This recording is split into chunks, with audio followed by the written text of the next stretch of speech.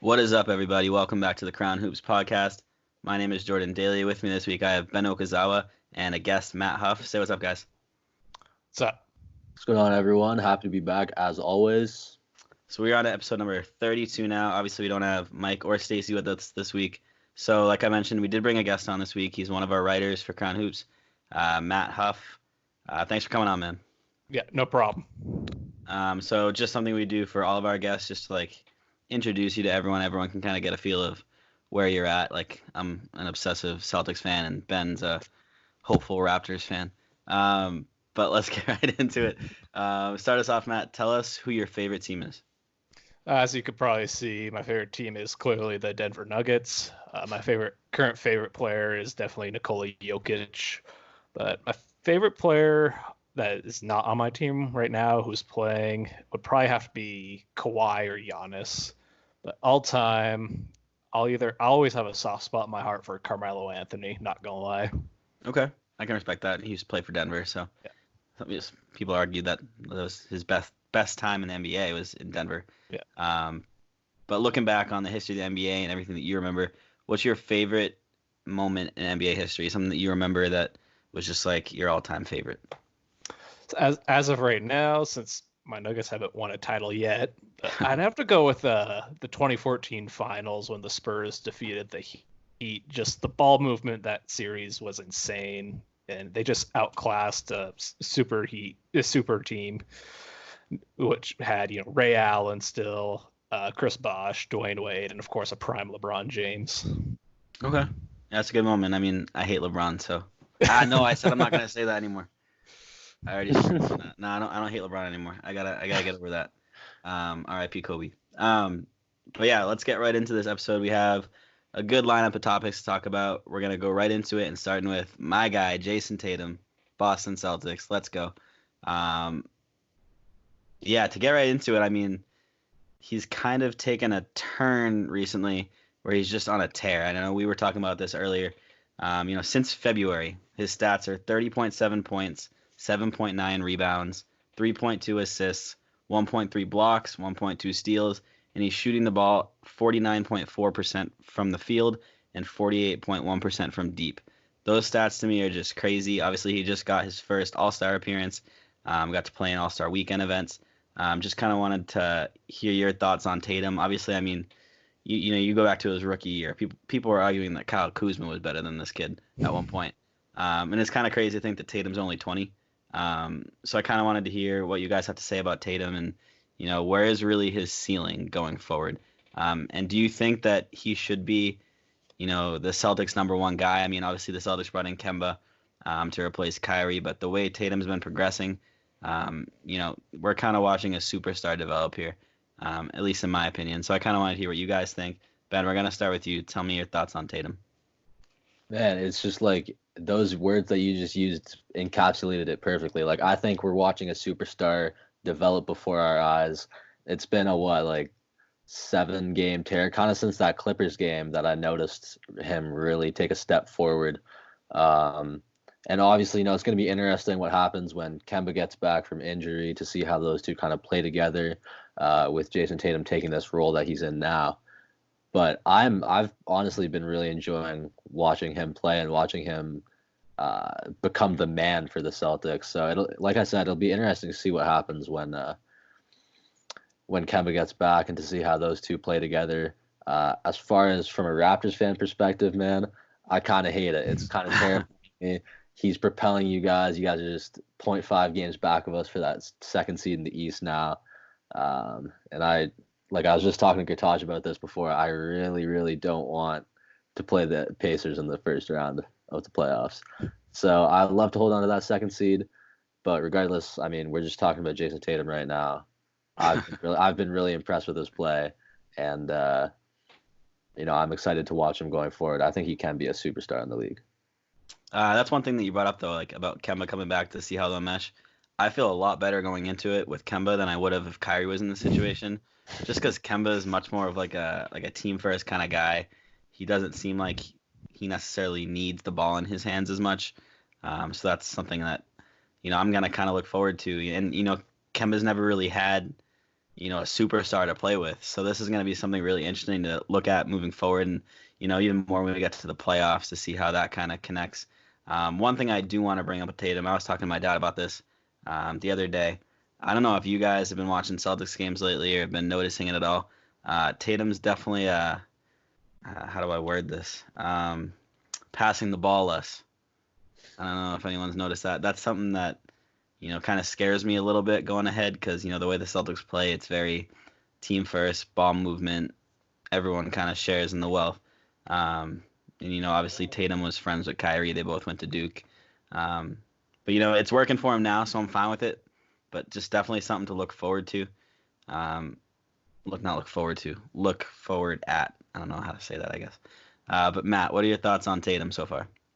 To touch on your point about Kemba strikes me as a guy who I think is actually mature enough where he might actually, metaphorically take the keys to the car and hand them to him and say, "Hey, it's yours now. I'm here to take over if you need me." But we're seeing a superstar in the making here. Man just made his first All-Star team, and I think, I don't know. I know you touched on his 30 points per game over that span, but I want to say I saw some other crazy stat saying there were 3 games where he averaged something like 35 points per game, which those are James Harden type of offensive numbers. So that's just insane to me. And we're finally seeing him kind of peak, which a lot of, and correct me if I'm wrong, Jordan, a lot of Celtics fans were expecting to see this maybe a year ago, but last year, was kind of an anomaly, but we're finally getting to see him live up to his true potential now. Yeah, you definitely hit the nail on the head. Last year was definitely an anomaly. I like that word. Obviously, one guy kind of screwed everyone over, but I'm going to throw that in as much as I can. Y'all know I hate freaking Kyrie. But yeah, last year was definitely an anomaly, and it's good to see that Tatum's definitely back on his progression track. And even Jaylen Brown has made a big jump this year as well. So it's good to see that everyone's getting better this year, which is obviously something we want to see. And the way Tatum's performing, he's a future MVP. Dude's going to win an MVP award if he keeps putting this up. But yeah, definitely something to keep your eye on moving forward, and especially with the playoffs coming up, to see if you can kind of withhold those stats, and obviously adding Kemba into the mix, see what kind of happens. But we'll move on from that for now. We'll move on to the hot take segment. So Ben, I'm going to pass the torch over to you. Thanks, Jordan. So first hot take, we'll get right into it. Chris Broussard said that he does not see LeBron catching Giannis in the MVP race. It's kind of a hot take just because LeBron has been playing out of his mind. He's 35. Just tonight, he dropped a triple-double against the Pelicans. 35, 15 to 14, something like that, to get the win. And he was playing, and he was performing in the clutch, too. I wanted to get your guys' opinion on this. Jordan, do you think that LeBron can catch up to Giannis and maybe win MVP by the end of the season? So let me start my opinion by saying I definitely think Giannis is gonna win MVP. Mm-hmm. To me, that's not even a question. But no, you can never really doubt LeBron. I mean, just the game we were talking about tonight against the Pelicans, that stat line is incredible, and the fact that he's at the age where he's at and he's still putting those numbers, you really don't see that. I'm definitely not going to say that he can't catch Giannis. Obviously, if Giannis slows down a little bit, LeBron can get right back there. So I won't say it's impossible, but in my eyes, I think Giannis is the clear front runner for MVP. Yeah, I agree. And I honestly can't see Giannis slowing down anytime soon. I mean, just today, we're talking about LeBron's stat line. Giannis dropped 40 points and 20 rebounds. But Matt, what do you think? Is it possible that LeBron catches Giannis in the MVP race by the end of the season? Yeah, I'm going to say no, and no, that's not me being biased against the Lakers, just because I could see Coach Frank Vogel maybe sitting LeBron a few games since they're the number 1 seed, and just to preserve him for the playoffs. Like you said, LeBron is 35, whereas Giannis is in his prime. But a lot of this boils down to Giannis just putting up insane numbers. I mean, the 41, 20, and 6 stat line you brought up, that's something you expect like Wilt Chamberlain to record. I mean, come on. And I honestly think Harden's comments might have lit a fire under Giannis too. So, I mean, who knows what we're going to see from here on out. But just from a load management perspective, I don't really see LeBron catching Giannis either. Yeah, no, definitely agree. I think LeBron is having an incredible season, and I think it's particularly impressive that he's doing it alongside a guy like AD, who technically should be kind of taking away from, especially his point totals. But no, he's having a great season, been super impressed, but I think Giannis is set to repeat as MVP this season. I like this one a lot. This one's a really interesting take. So Matt, we'll start with you. On ESPN's The Jump, Amin Elhassan said that if last year's Thunder, so if the 2018-2019 Thunder with Paul George and Russell Westbrook played the 2019-2020, so this year's Thunder, in a 7-game playoff series, he believes that this year's Thunder would take the series. What's your thoughts on that? I'm going to agree with him on that, and I know PG and Russ are great, but you add a veteran like Chris Paul in there who knows how to kind of control the tempo and be there as a mentor to young guys, love him or hate him.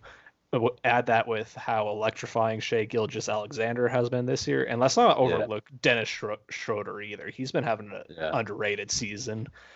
I just like this year's Thunder's depth a lot more than last year's Thunder. I mean, outside of Steven Adams, Russ, and PG, I mean, I don't see much from last year's team that really jumps out at me like I do this year's.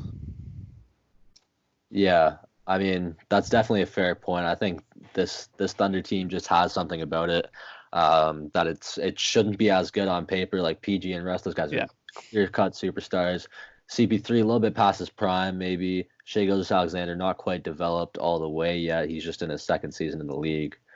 But that duo, plus, like you said, Dennis Schroeder, you still got Steven Adams there. And Danilo Gallinari, are absolutely tearing it up for this Thunder team. They're sitting just about where they were last year in terms of record. So, Jordan, I want to get your take. Who do you think wins in a 7-game series? This year's Thunder or last year's Thunder? This one's tough. I mean, obviously, if you're looking at rosters alone, I would say last year's Thunder had the better roster. They had the better players. Obviously, Paul George is probably the best player out of both of those rosters. But in a 7-game series, I'm gonna agree with Matt. I'm gonna give the edge to this year's Thunder. The way they've kind of come together, and SGA has been incredible this year. Like you said, second year in the league, he's kind of forgotten about for the most part. I feel like amongst NBA fans, the dude's averaging nearly 20 points a game. Yeah, you got to give it to him, and the way they just kind of play together, chemistry-wise. I'm big on chemistry. I like this year's Thunder team a lot better than last year's. So yeah, I would definitely have them winning in a 7-game series. No doubt, and I like that you touched on Shai being a little bit undervalued in the league, I guess, because I saw something today that kind of ticked me off a little bit, and we were talking about it before we started recording with Matt, talking about Caruso. I saw a statistic that said that SportsCenter, Bleacher Report, and ESPN combined have tweeted about Shai Gilgeous-Alexander a total of 4 times this season. How many times have they tweeted about Caruso? 43. Oh my God. Blasphemy. I'm so sick of hearing about this guy. And it's tough because, nothing against Caruso because he's not asking them to tweet about him.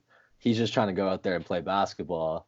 But man, they're just these media companies are just making him seem larger than life, and then guys like Shai are being undervalued. For sure. But yeah, no, I really do like this season's Thunder team. I think they have better chemistry as well. And the Thunder team the previous season, despite having a better roster, they were having a hard time performing in the playoffs. They lost to the Jazz the one year, and then last year they lost to Portland. So I don't know. I think it's a really tough question to ask, but I think personally I might give the edge to this year's Thunder in agreement with you guys. But no, I really do like that question. But that was our last hot take. So Jordan, I'll take it back to you for the next topic. Before we continue, Ben, when our fantasy draft finished this year and before our season started, who was the guy I was going after? Shai Gilgeous-Alexander. Yes, sir. Relentlessly. Yes, but yeah. Dude, I was like trying to throw you everything. I wanted him so bad. I did. We can talk about it later. They don't want to hear about our fantasy talks, but I gave you a pretty good offer, and you didn't accept. So. What was the offer? It was RJ and Jaren Jackson Jr. Oh, I should have done that. Shai Gilgeous-Alexander. I should have done that. I'm pretty sure I ended up dropping Barrett like a week or two later too. Yeah, he's been struggling. Trash. Yeah. Yeah, my fantasy team is just too good. Subtle flex.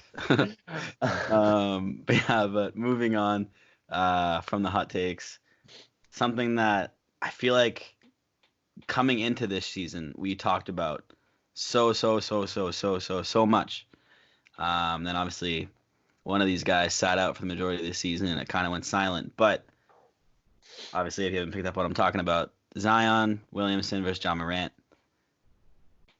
I feel like going into the season, knowing that Zion was out, it was like, oh, Ja's a front runner. And then Ja put on a show. Morant's been absolutely filthy. Like some of the plays he makes, some of the dunks he does, he's on another level, especially as a rookie, being able to do all of that. And it was pretty much clear, Ja Morant's going to be rookie of the year. He has no competition. Then Zion comes out of nowhere, Mr. Big Easy, whatever you want to call him. What does Mike call him? Mr. Gumbo, something like that. Thick boy. I don't know. Comes out of nowhere. Freaking Zion already averaging 23.4 points, 6.8 rebounds, 2.3 assists on 58% shooting and 42% from deep. Ja has a little bit less stats at 17.7 points, 7 assists, 3.4 rebounds, just under 50% from the field, and 35% from deep. So obviously, Zion has the edge in just stats. But as we all know, all the real basketball fans know, stats don't matter. Hashtag Marcus Smart. But it's definitely something we need to talk about. And I want to kind of throw back something to last year when we were debating Rookie of the Year between Trae Young and Luka Doncic. They both played all season long. But Trae didn't really develop as much as Luka did until later on in the season. And even that had us debating a little bit, but it was pretty clear that it was going to be Luka. Zion missed more than half the season, and he's already put his name back into the hat for contention. So to me, that's crazy, but I definitely want to go around the room and see where your guys' head is at for the Rookie of the Year award. And we're going to start with you this time, Matt. I mean, I don't want to sound like a Duke hater because I am a Tar Heel fan, and I do have respect for Zion, but I just got to still give it to Ja because I feel like if you give it to Zion, you're kind of penalizing Ja for Zion being injured, which makes no sense to me, number one. And number two, Ja has the Grizzlies where no one expected them. They're in that 8 to 7 seed range. No one even expected them to be a playoff team this year, I don't think. Whereas the Pelicans, they're chasing that 8 spot, but I don't think they're going to quite get there. So, and like you said, Ja's stats are still pretty impressive for a rookie. So I gotta still give the edge to Ja, although the show Zion's been putting on has been phenomenal. He's living up to all the expectations, but just on consistency and him being healthy the whole year, my Rookie of the Year is still Ja Morant. So if Zion played the whole year, would your answer be different most likely? Most likely. If his stats were like this for the whole year, probably. Okay. Ben, what about you?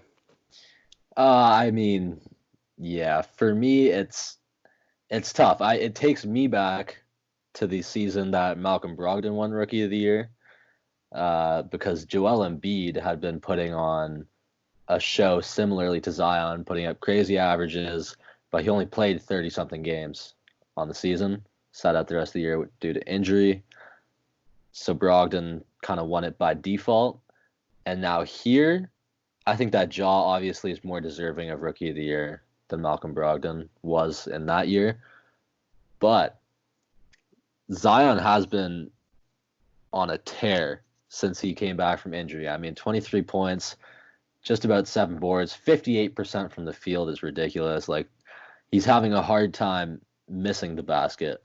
And then 42% from deep. That stat's kind of skewed just because of his he doesn't shoot that many threes. But I mean, these are really, really impressive stats. And for a rookie, and he's leading his team to wins too. Just tonight against LeBron and the Lakers, put up 35 points on like 12 for 16 shooting. So he's been really impressing me. I think Ja has to win it just because I don't think Zion has put forward enough games. But a stat that I want to point out for Ja, regardless of points and assists, which are both really nice for a rookie, is his field goal percentage. 49.2% from the field for a point guard I would say equally impressive to 58% from the field as a forward. Yeah. Just because Zion has it a lot easier around the rim. He's really bouncy. A lot of his shots are from within like 5-10 feet type range. But Ja's taken more threes. Ja's taken more contested layups, things like that. So he's really impressed me, and I think he's going to deserve his Rookie of the Year.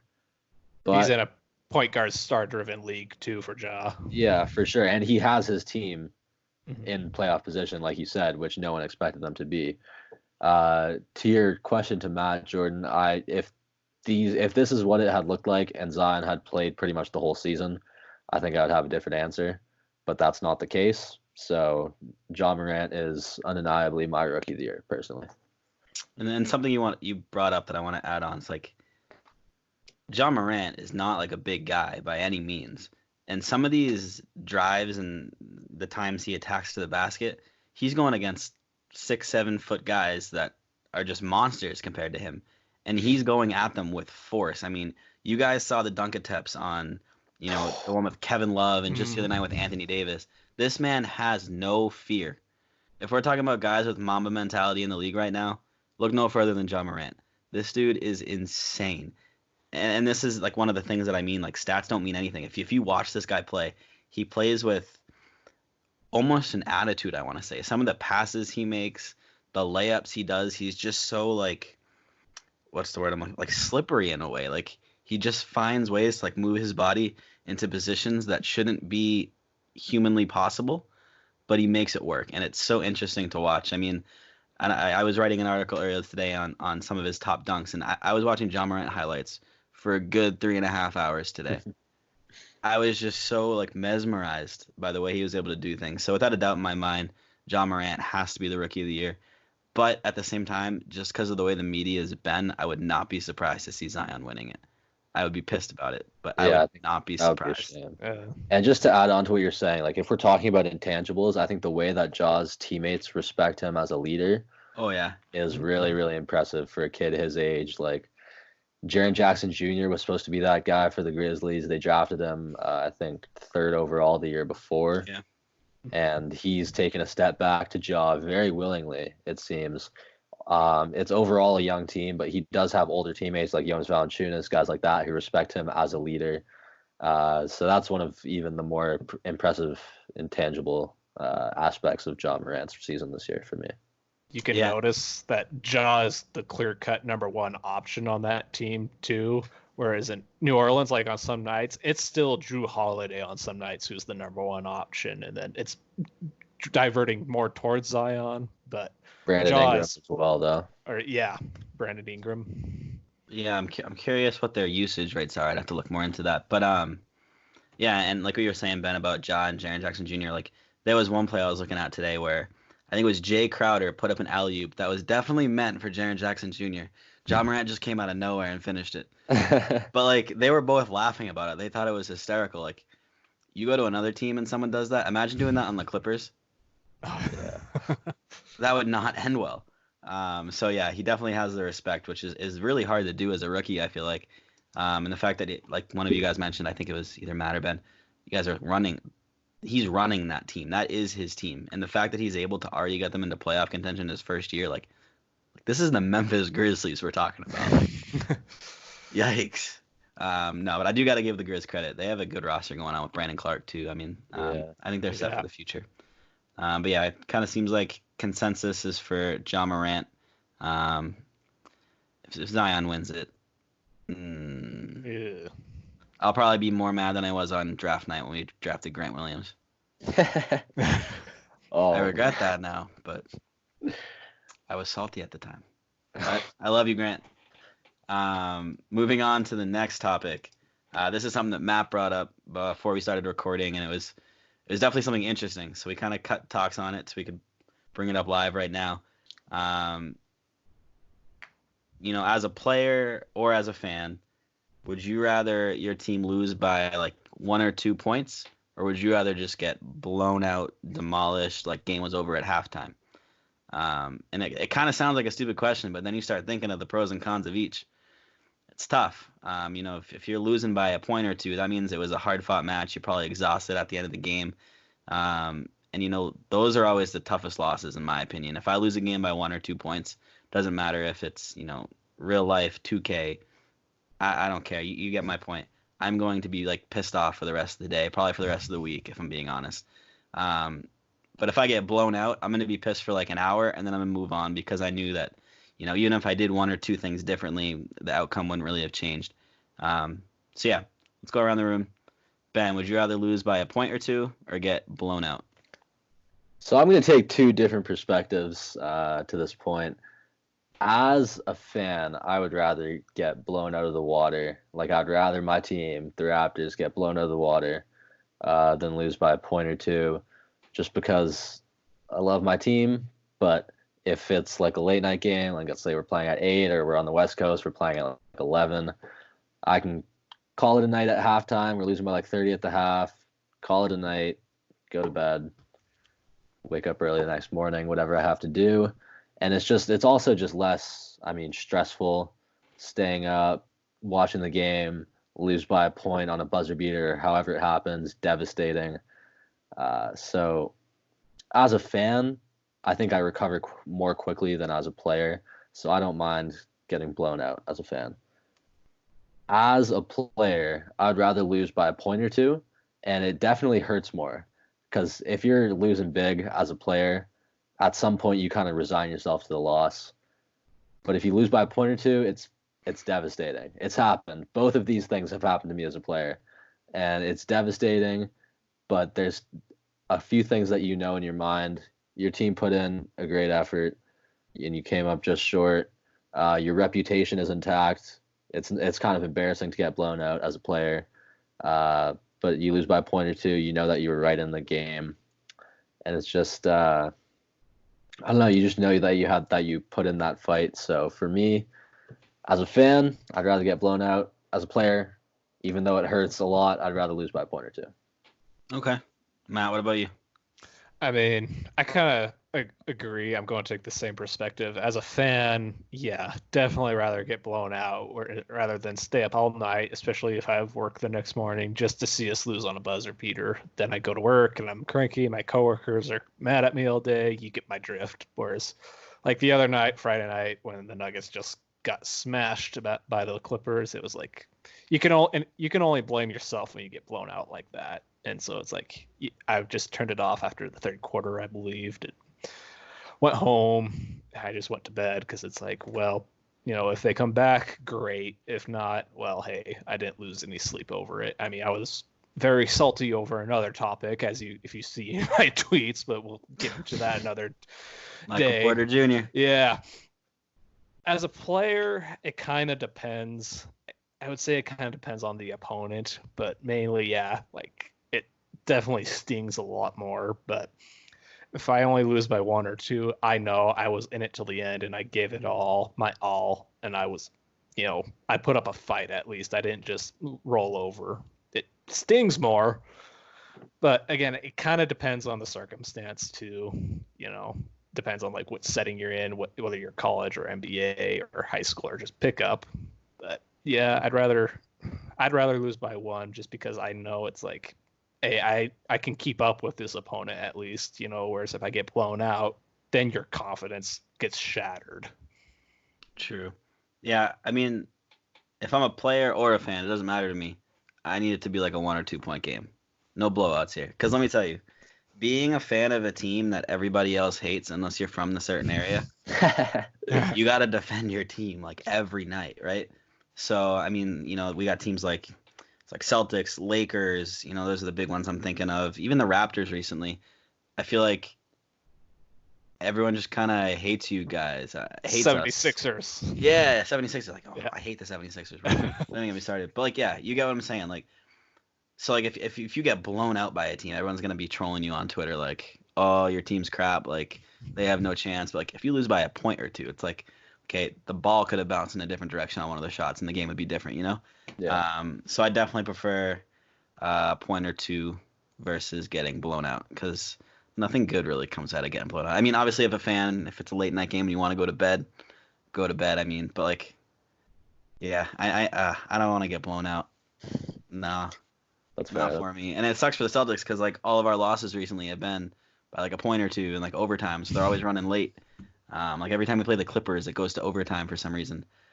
So like I said, the Celtics in the finals just needs to happen, whether it's the Lakers or the Clippers. It's gonna be a great finals matchup. Just saying. No love there. Okay. Because we all know who I want in the finals, and you didn't mention Matt's team either. That's why we were silent. All right. Okay, let me put it this way though. Celtics Lakers, that's for the culture. Who doesn't want to see that, right? That's true. Celtics Clippers. Every time they've played so far, they've gone to overtime. So it'd be a great series. I don't want to see either of them. Hey, Raptors Nuggets would be a great matchup that no one's seen before. I'm just saying. Oh, don't team up on me like that. Or- Oh man, I need another Celtics fan in here. No, that would be bad. That'd be really bad. Yeah, that would be really bad. It would be it would turn into a Celtics podcast. Let's be honest. Yeah.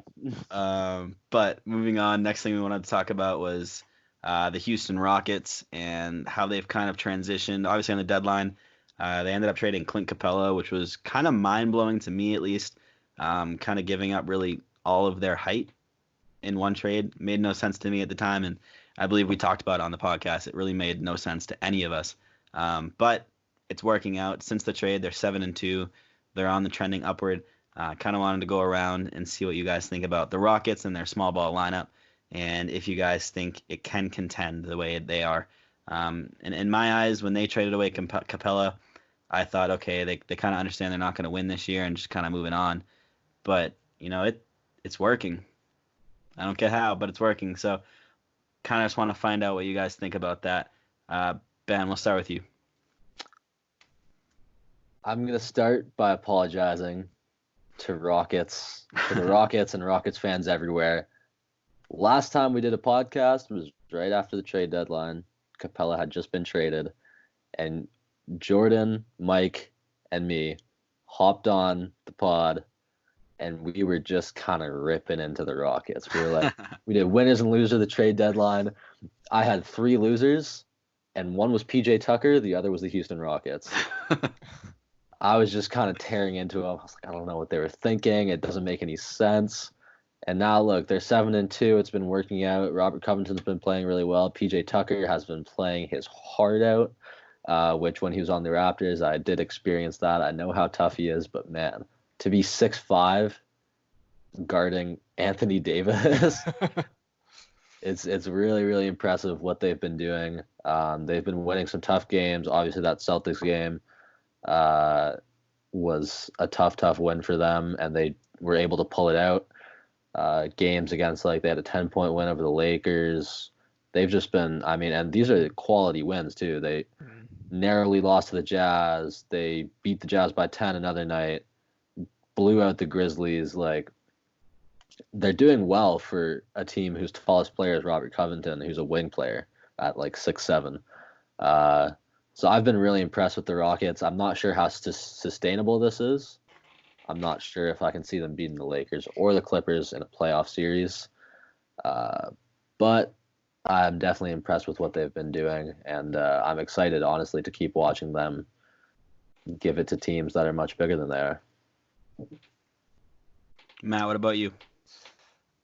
I go back and forth day by day on this. Like, I have to admit, I'm just as surprised as you guys about this. I think they're 7-2 since they traded Capella. Yeah. But and I also have to give credit where it's due. Russell Westbrook has been really phenomenal the last few games. Like, he's finally kind of emerging as that great co-star for James Harden that's consistent and actually efficient from the field. Though if I had to go with my gut right now, I would put them as a second round exit, but it would be a tough 7-game series because, I mean, like you said, PJ Tucker and Robert Covington, despite being undersized, they've brought the right type of grit this Houston Rockets team needed. You know, it kind of like the grit they bring kind of reminds me of when they had Trevor Ariza a couple of years ago. They kind of bring that certain it factor that they need on the defensive end. Plus, you know, and I kind of understand what they're going for. You know, they're a small ball team already. You might as well just go head first, full on into it. So, I'm very conflicted on this, but so far I'm loving it. I just like Ben said, I don't know if it's going to be sustainable in a 7-game series against the top tier Western teams, but I mean, we'll see. I mean, stranger things have happened. I mean, yeah, I would agree. I mean, it's working out for them now. You know, they're getting the wins, obviously 7-2 since it happening, but you know, you put them in a 7-game series against any of those top teams in the West, they're not coming out of it. I'll substitute in for Mike right now. I'm going to channel my inner Mike. Who's stopping AD? You know that's what Mike would say. Mike, that's a classic Mike phrase, yeah. Who's stopping AD? Because PJ Tucker is not stopping AD. I'll tell you that right now. I mean, John Morant put a slam over PJ Tucker. Like, nah, man. Like, nah, it's not happening. Definitely fun to watch, though. I mean, small ball. I mean, Celtics are a small ball team too, so you definitely root for it. But you know, the Celtics at least have bench guys that are at least tall. I mean, the Rockets really have no one. Yeah. For height, I really that trade still blows my mind. Yeah. I still consider they're doing fine now, but they're still a loser in my eyes with that trade. Still a loser. One thing I will just quickly add about that, though, is watching the Raptors without Ibaka and Gasol try to guard Nikola Jokic tonight, the new level of respect for the Rockets. Like, it was the most frustrating thing watching, I think, 6'5" Rondae Hollis-Jefferson try to guard Nikola Jokic all night long. One of the top centers in the league. It was really, like, it was just embarrassing. So, new level of respect for the Rockets. Yeah. New level of respect for the Rockets. But yeah, like I said, I don't know how sustainable this is going to be. Yeah, I mean, I love the grind that they're putting towards it, but yeah, I don't see it going too far. Who's going to guard Jokic or Davis or even Dwight Howard for that matter? Exactly. You know, it's not happening. Moving on from that, though, I'm going to pass this over to Ben to talk about this. We got a little beef going on in the NBA, friendly or not. We'll let you guys figure that out. We got Giannis Antetokounmpo and James Harden going at it. Ben, take it away. So it kind of started, I guess, with Giannis, this most recent All-Star draft, which is obviously televised, saying that he didn't want to take James Harden because he doesn't pass the ball. He wanted a teammate who would pass. And then Harden asked about that by a reporter who was obviously trying to stir something up to get a quote, get something good for their job. Harden responded by saying that he has more assists per game than Giannis, and that he wishes that he was 7 foot and could just dunk on every drive, and what Giannis does doesn't really take a lot of skill, essentially was what Harden said.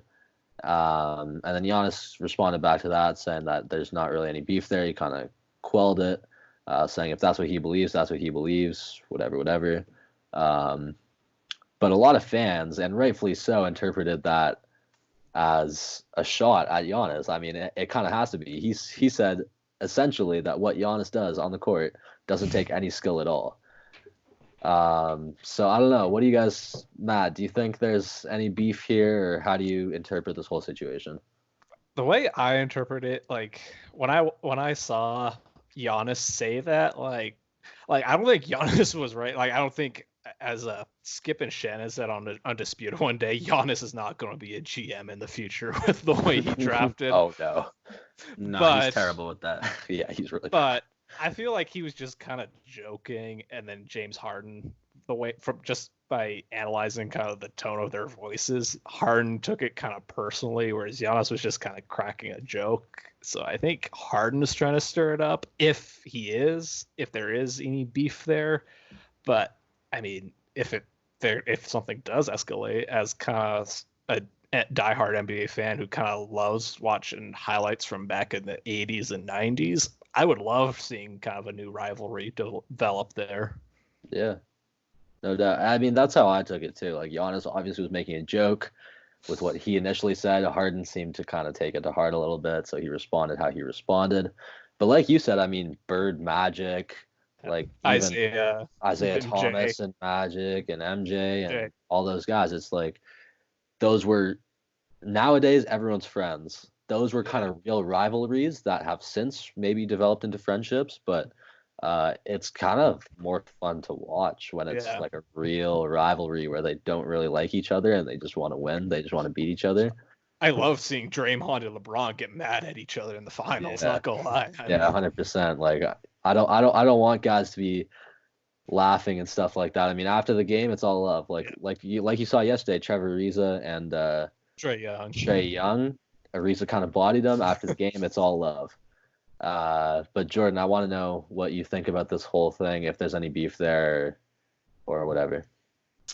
So I would say I think it started off as kind of just a joke. I mean, I watched the draft on TV and Giannis was like laughing as he said it. Like, I honestly love the draft because like LeBron and Giannis doing that draft together, it's just really funny to watch. You know, you see another side that you don't really get to see when they're competing on the court. You get to see like kind of more of their personality come out. So I think when he said that, he was just kind of having some fun, cracking a joke. I don't think there was anything to it. I think it's more just James Harden definitely has that like stereotype that he doesn't pass the ball. It's not that true, but I mean, he's definitely one of the guys that he's going to shoot more often than he passes. That's like a given. That's not up for debate. That's not a question. That's a fact. That is a statement. So I definitely think it started off as a joke. I kind of feel like Harden got salty about it. So I don't know. I don't think there's anything really there. You know, these guys have been in the league for a while together now. I doubt something's just going to start like that off of a joke that Giannis made. If anything, maybe they're just having some fun with the media, because I guarantee you that NBA players hate the media because of the way they portray things. So maybe they're just having fun with it. Could be. Yeah, no doubt. That's all for that topic. I'm excited to get into this next one, but I'll leave that to you.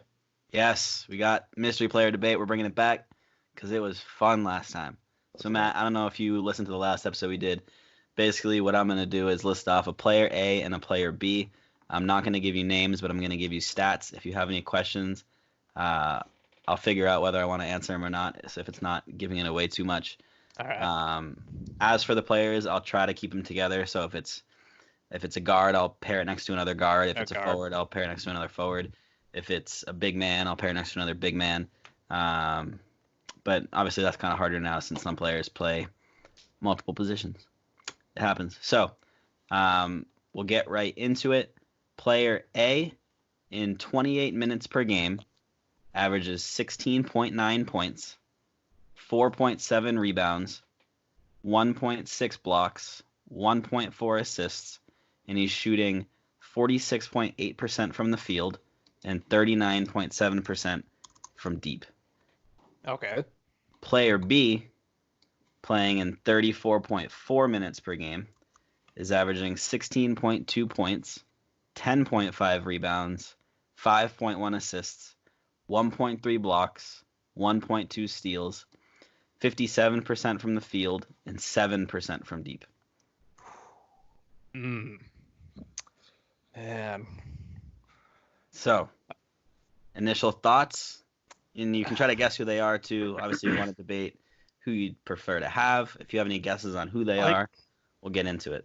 These always stump me because, like, it depends on the context of, like, what the team play style is and whatnot. But if you were to just hard press me right now, the 7% from three kind of scares me with the way the NBA is nowadays. But I go with player B just because the the higher assist total, and if I remember right, the block and steal totals aren't all too different. And he just still has a high field goal percentage, so I'd probably go with player B, but just by a little bit. You go with player B. Ben, Yeah. what about you?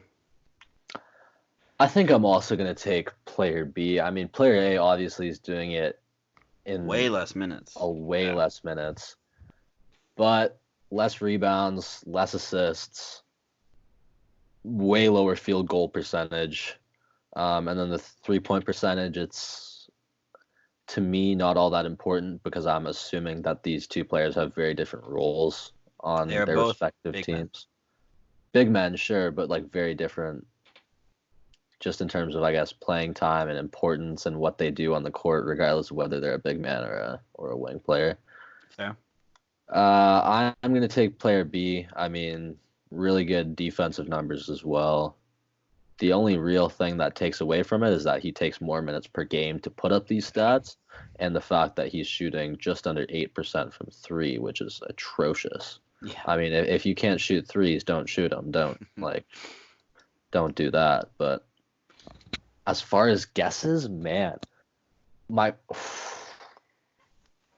want to say Jonas Valanciunas might be one. I will tell you this. Player A is on the West Coast. Player B is on the East Coast. Okay. That'll be my first hint to you guys. Player A is on the West Coast, and they're both big men. Yes. I hate this part of it because I know I'm going to feel like an idiot. I know I'm going to feel like an idiot when you tell us who they are.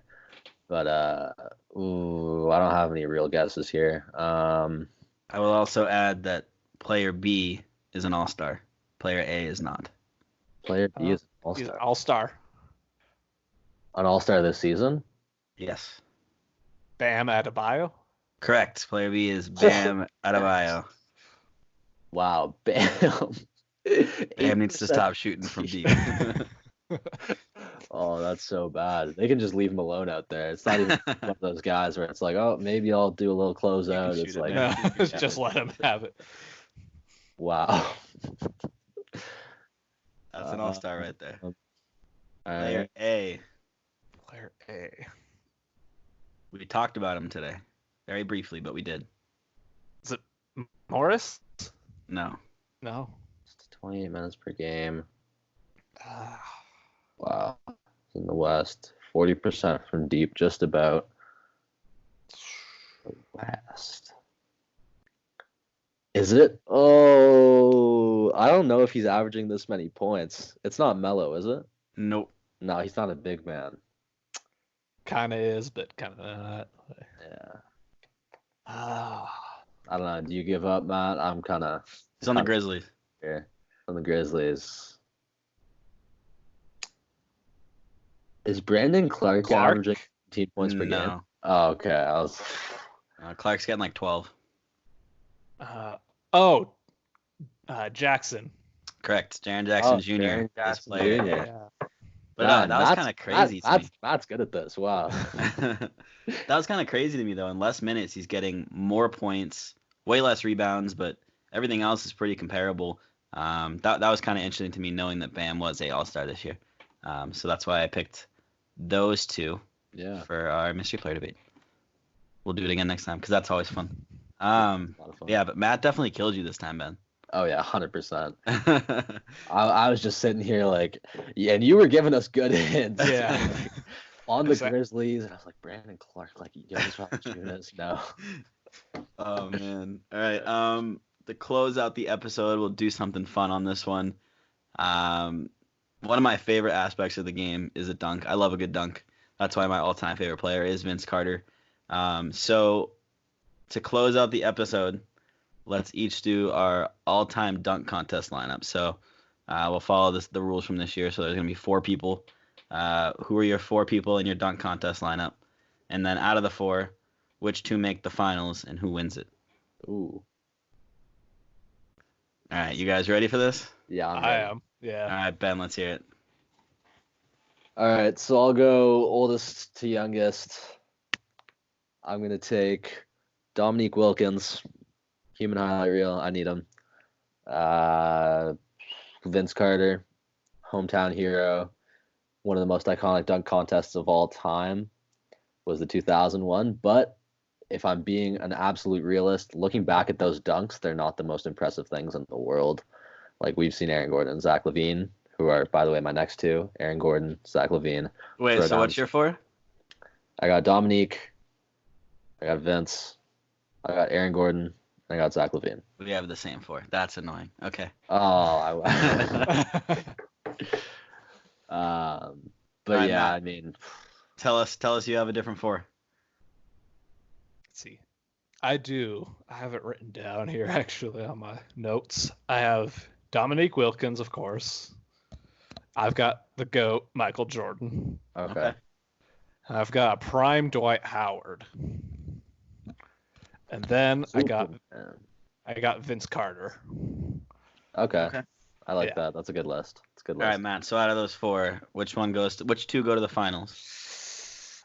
I'd have to say I would love to see a dunk off between the GOAT and Vince Carter. That would be pretty awesome. Okay. Let's just hope Dwayne Wade's not judging. And then between MJ and Vince Carter, who takes home the gold? Ooh, man. Like, Vince was the better dunker, but I feel like MJ's just so damn competitive. Like, he would not want to lose. So just by a hair, I'd probably give it to MJ. I know that probably kills you to hear that. But I'm upset. just because Jordan was like so competitive. Yeah, Like, that's it's true. almost unhealthy. Like, Yeah. All right, Ben. So your four were Vince Carter, Dominique Wilkins, Dominique Wilkins, Aaron Gordon, and Zach LaVine. Out of those four, who are your final two? I'm taking Aaron Gordon and Zach LaVine, which Really? feels like blasphemy, and it feels like new age bias, and it might be. But looking at all of their dunks, I haven't seen Dominique and Vince do things that Aaron Gordon and Zach LaVine have been able to do. Oh man, y'all are hurting my feelings. I know. I hurt my own with that one. So out of those two, which is a dunk contest I think we'd all love to see, but I don't think we ever will after this year. Thank you, Dwayne Wade. Who wins it? Aaron Gordon. Aaron Gordon. I think Aaron Gordon has. It was tight with Derrick Jones Jr. this year. I'm not trying to take away anything from DJJ there. Bro, Aaron Gordon should have won. Don't even start with that. But Aaron Gordon deserved to win that dunk contest. And I think the year with Zach LaVine, I think he deserved to win that one as well, or at least a tie. But that through the legs from just about the free throw line, or was it a windmill? Was ridiculous from LaVine. But I think Aaron Gordon. I'm doing this for Aaron Gordon. I think he deserves to win here, so I'm going to give it to him. But I think it would be a really fun contest to watch if we were able to get that again ever. Oh, that would be awesome. I would love to see Aaron Gordon and LaVine come back. Imagine like Aaron Gordon, LaVine, Ja Morant, and who else could you throw in there? I would say Zion, but that's too easy. Even Derrick Jones Jr. Yeah, like I would love that. Or like LeBron, if we could ever get LeBron to do a dunk contest. I feel like now he wouldn't do too good, but if I could have got like 05, 06 LeBron. Yeah, that's fair. Yeah, that would have been nice. But yeah, like I said, my four, same as you, Ben. I had Vince, Dominique, Aaron Gordon, and Zach LaVine. My final two would have been a little different. I'd take Vince and Aaron, and then it would be close. I would say it would go to like extra rounds, but I would say Vince wins it. Okay. I'm biased. Yeah, that's wow. That's fair. As we all are. Yeah, I'm biased.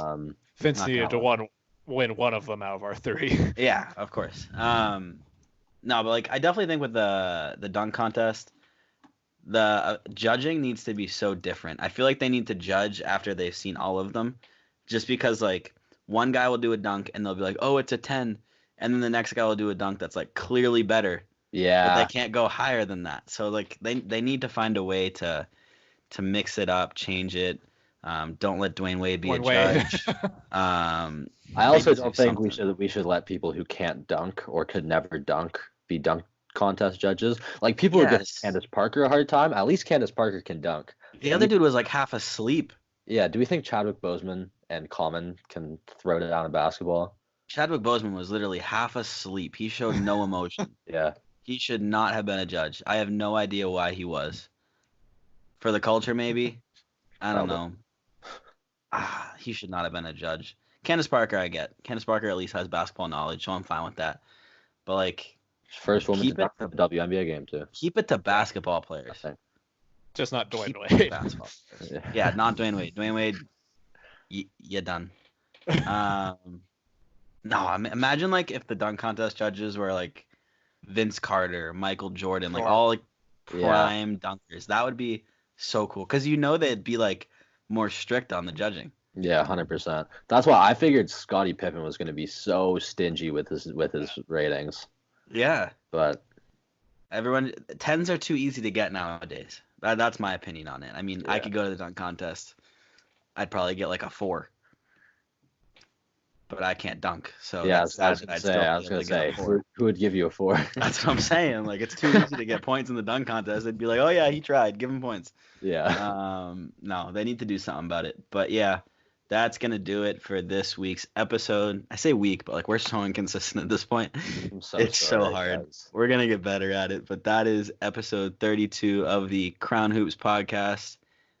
Thank you guys for listening. As always, my name is Jordan Daly with Ben Okazawa and Matt Huff, and we will see you guys next time, hopefully next week. Peace.